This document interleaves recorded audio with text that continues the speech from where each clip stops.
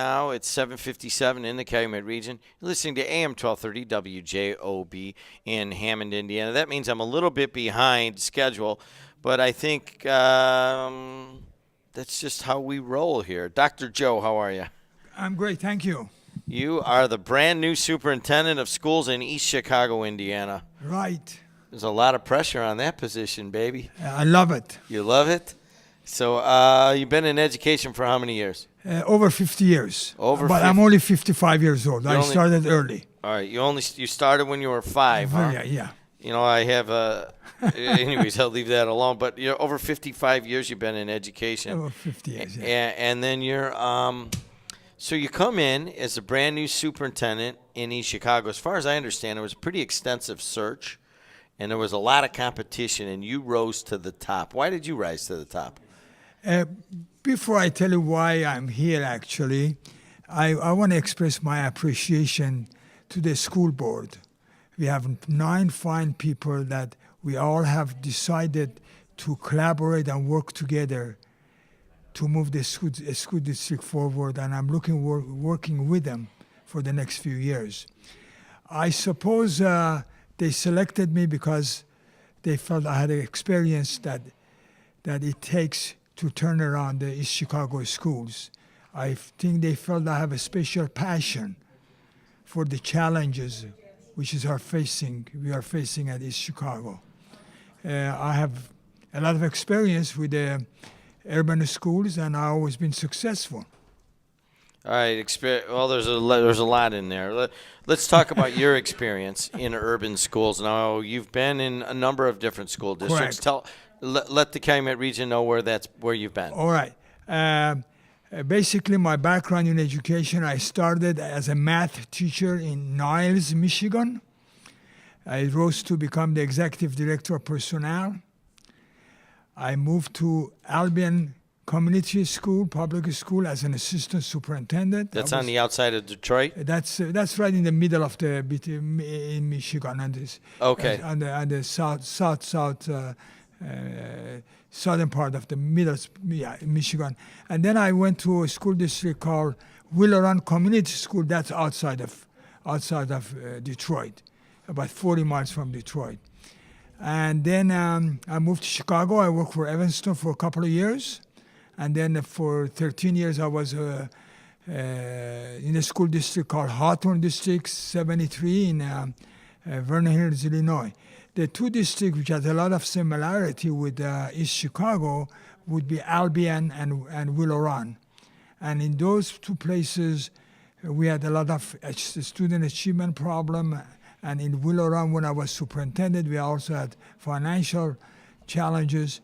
And when I left both places, our achievement was high, and financially we were stable along with many other things. Student achievement challenges. Let's call them not problems, but challenges. Right. East Chicago has come under criticism for low student achievement, not doing well on the scores and so forth. Before we get to what you're going to do, your first impressions, how long have you been on the job? 10 days. 10 days. This is perfect then.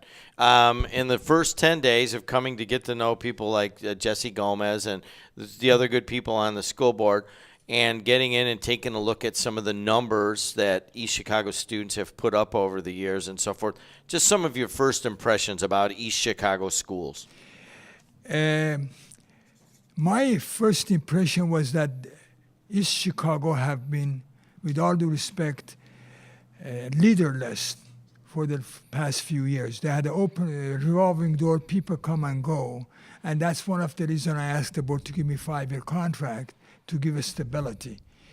Even the last superintendent, Mary, have done interim superintendent, done a great job, but she only was an interim superintendent, and it was temporary.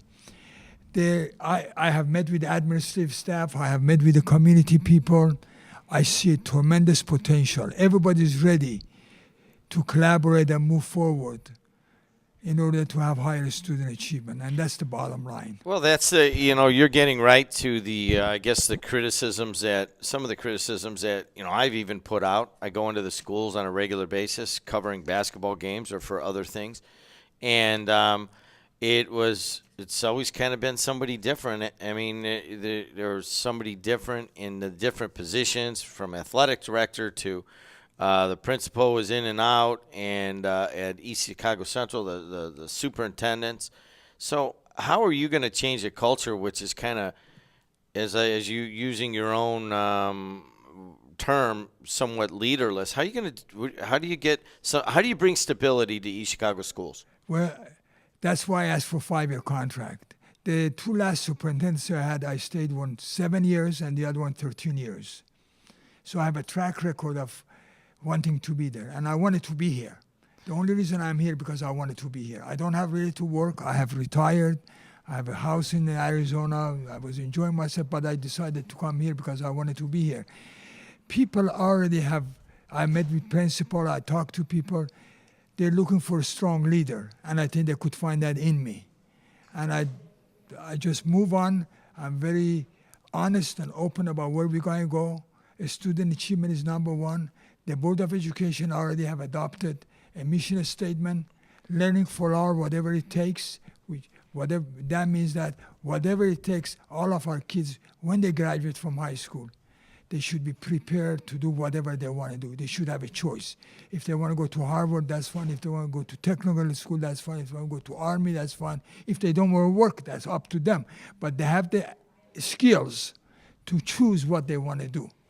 We're talking to Dr. Joe. Dr. Joe, I don't want to hammer your name, so can you go ahead and do your name? Yeah, Yusuf Yamtub. Yusuf Yamtub. And we're going to go with Dr. Joe, which is, I think, what you would rather people call exactly. you anyways. I prefer that, right, sir? So it's Yusuf Yamtub, but we are going to go with Dr. Joe.